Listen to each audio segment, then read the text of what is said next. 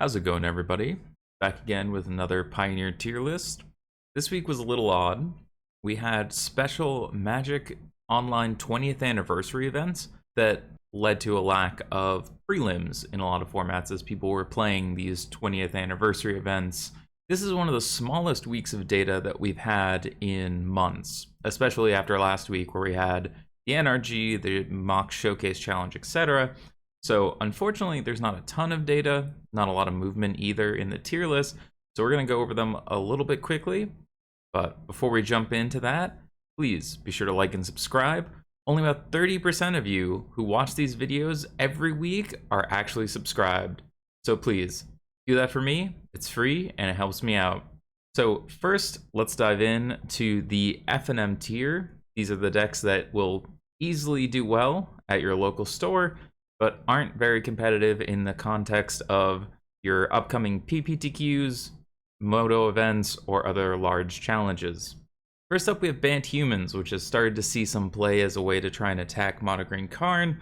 I'm still pretty low on Humans as a whole, as you'll see moving forward as well, but this Bant deck has my attention of at least being interesting, and the addition of Extraction Specialist is something that I think could push Humans slightly higher. Next up, we have White-Black Humans, which ended up putting up one solid finish in the challenges.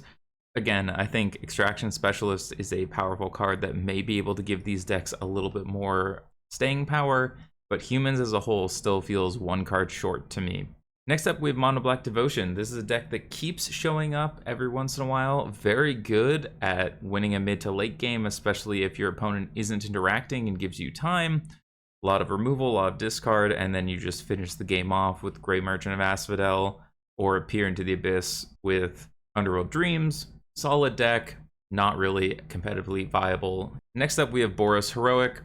Of the aggro decks right now, I think Heroic is the most fragile, and while it does have some explosive starts, especially with the double striking conniving 2-drop, you do generally have some issues pushing through decks like Blue-White Control, Monoraid Aggro, or Mono Green Karn if they're able to just plant some big green idiots in front of you.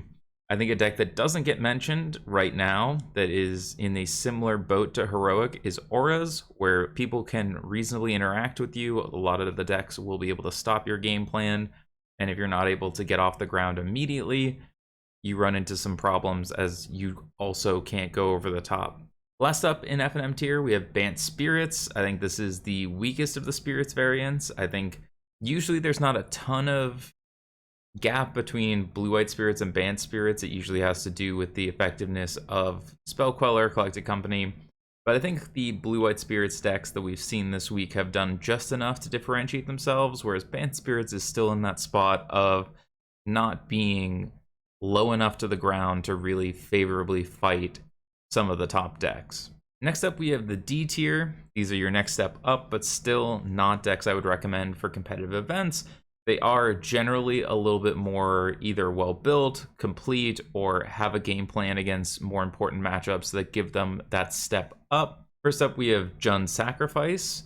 These Jund food decks come and go. They've been in the format for a very long time, but one of the things they do very well is when you see a lot of mid-range and low-to-the-ground aggro decks, especially things like Monoraid Aggro, you can leverage Gilded Goose, your food production. Corvold's a very large threat that comes down early. Mayhem Devil can destroy decks like Mono Blue Spirits. You actually have a lot of game against some of the aggro decks. You're a little bit too slow, and your engines don't come online fast enough for your matchup against Mono Green Karn, but I think that you're in a better position now with the rise of some of these aggro decks, though I still wouldn't like this deck into Blue-White Control with the addition of March of the Otherworldly Light, Farewell, and the Wandering Emperor really making cards like Corvold kind of inert. Next up, we have Demere Control. This is a deck that continues to perform mainly in the hands of the French World Champions, but has started to diversify who has finishes with it as their finishes inspire other control players. I think it's difficult to rate this deck too highly. I think using the tools of Blue-Black Control and merging that into Blue-White like Zach Gatton did at the NRG 5K is a better approach than just pure Blue-Black Control. But I think being the worst of, say, 3 control decks is a pretty good reason to be in D tier when control has some real tough times against Mono Blue Spirits, Monoraid Aggro, and Mono Green Karn. Next up, we have Niv to Light. This is a deck that continues to try and outmuscle the other mid-range decks in the format, especially when you see a lot of red-black mid-range. It is a good place to be as you just generally go over the top. You have some options against the combo meta, though again, it mostly involves finding your slaughter games, but I'm not a big fan of Niv into Mono Green Karn as they just go over the top of you, and it's very hard to answer their bevy of planeswalkers without them getting value. I think a big reason Niv is seeing more play, though, is that it does have good matchups into these humans and other slower creature-based decks that are starting to find some footing in the metagame. Last up in D tier, we have Blue-White Spirits. Again, like I said, I think this is markedly worse than Mono Blue Spirits, but what it's done from what I saw is add things like Nebelgast Herald as an additional way to really try and shore up the Mono Green Karn matchup, whereas Mono Blue Spirits gets under Karn and then uses counter spells to keep it off balance. Blue-White Spirits was a little bit more pump up your creatures using Watcher of the Spheres, things like that, and Spell Queller kind of got outpaced. Now with the addition of something like Nebelgast Herald, the cards that would stabilize for green, Cavalier of Thorns, no longer really help, and you can often tap down their board and still maintain that same air superiority to kill through even some of the things that were previously able to get around your interaction. Next up, we're going to do what we usually do, jump right up to S tier. You've heard these decks talked about, the S tier, the A tier. These are the defining metagame shaping decks.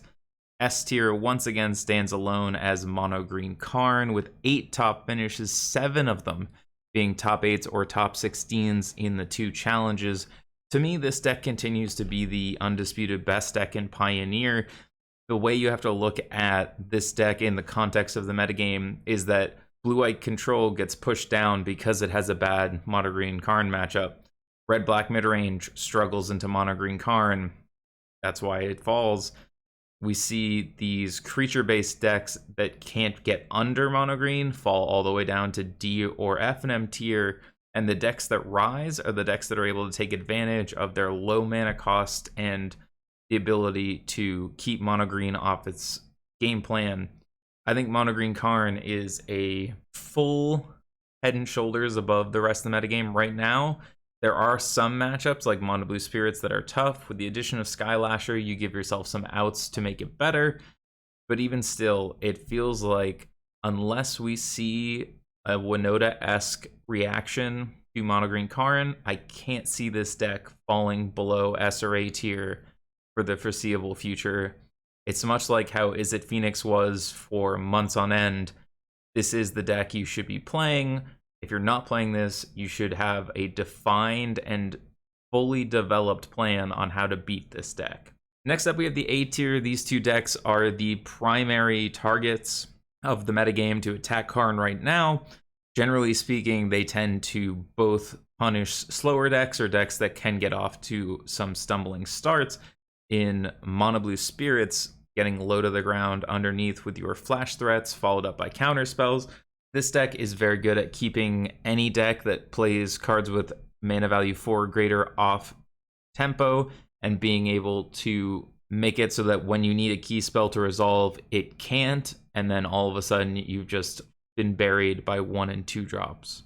Monoraid Aggro, on the other hand, is a little bit more straightforward in that it keeps you off balance by killing your creatures or just getting you dead before you're able to fully establish your game plan. A big reason why Monoraid Aggro continues to rise is that it has a very good matchup into Mono Blue Spirits. It also has a good time against some of these slower control decks that are trying to deal with over-the-top decks as they attack over the top. There's a little bit of extra wiggle room for Monoraid to sneak in. I think Monoraid is a contentious matchup against Mono Green Karn. I think it really depends on play draw and what kind of hands Mono Green Karn keeps. But the more I've played it, the more I feel comfortable saying that I think Mono Green Karn is slightly favored into that matchup, though it is still certainly winnable. Next up, we have the B tier. To me, these are the best decks that aren't good into mono green. So that is a big portion of why the metagame sort of pyramids down the way it does, is that if you look at mono green Karn as the deck, A tier are the decks that are most likely to attack those and then have reasonable matchups into everything else below. B tier tends to have a very good matchup, or at least a reasonable matchup to some degree, into the rest of the format outside of mono green Karn and maybe some of the A tiers depending. So like red black midrange here is our first B tier deck. I'm very happy as red black midrange to see mono blue spirits, see mono red, see most of the decks in D and Fnm tier. The biggest problem is your matchups into blue-white control, mono-green Karn, and blue-red Phoenix is contentious, especially if they're able to keep their graveyard stocked and get the delve spells off.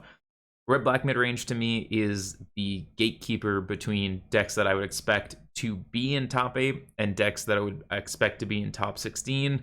Red-black midrange is top of that middle of the pack to me, and a big portion of that is just that you are struggling into the more over-the-top decks and good into the aggro decks, and right now the format is kind of split on that axis of over-the-top Karn, low-to-the-ground aggro, and Rakdos, along with its partner here, blue-white control, tend to be attacking one side of that scale much more than the other.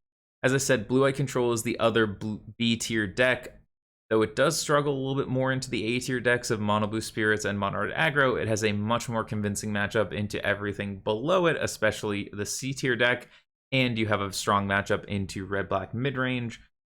Unfortunately, I think, and this has come up a lot in discussions, I think Blue-White Control has one of the worst matchups into Mono Green Karn. It's one of the things I am happiest to play against as Karn. You have to counter so many threats, you have to interact on so many axes on time, you can't miss anything, and if you counter everything and then don't have a Teferi, you still give them enough time to rebuild quickly with Storm the Festival. I think Blue-White Control, in the absence of Mono Green Karn, would absolutely be a top tier deck. As it sits, it's a little bit more middle of the road, still likely to put up good results, but it is very difficult to play this deck into Mono Green Karn. As we've seen, people have been moving a little bit towards Esper. I think we will see things like that continue as Mono Green Karn continues to be at the top of the metagame. Last up, we have C tier. This is sort of that gap between, I wouldn't really recommend anything below B tier if your goal is to win the tournament, but C tier is still that step above D tier where I can see a reasonable chance that a C tier deck would make top 8, would put up a good showing, and depending on the matchups, like we saw in the Energy, it can still win an event. So C tier this week is it Phoenix? I think this deck has some more adjustments to do after the banning of Expressive iteration. We haven't quite nailed down the perfect configuration of threats, spells, etc. But I think the power of the Delve spells, Crackling Drake, Thing in the Ice, and Arclight Phoenix will continue to bolster this deck alongside your various cheap mana efficient red removal, giving you game against mono blue and mono red, though your matchup against mono red is definitely tougher without being able to close out the game for sure before they can burn you out, especially if they're playing answers to mono blue spirits in Rending Volley that will answer your Thing in the Ices. I like blue-red Phoenix's matchup into red-black. It's very close, but I don't like it very much into blue-white control.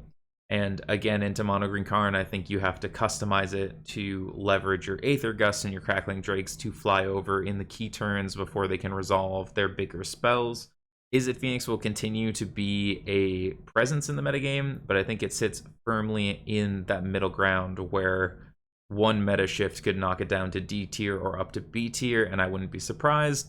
So that's this week's tier list. Thanks so much for watching. I appreciate everyone who likes, subscribes, and comments on these videos. I announced it on my Twitter, but I will be going full-time with more YouTube videos, Twitch streams, and Patreon content on July 11th. So please be sure to check out all the links in the description down below. They help me out, along with checking out my Twitch at twitch.tv/darthjacen. We have a lot of awesome streams coming up this next month. Hope to see you there. Hey there. Thanks for stopping by. I hope you've enjoyed this content on either Twitch or YouTube. If you did, please like or subscribe. If you didn't, be sure to leave a comment down below. I promise not to read it. Until next time.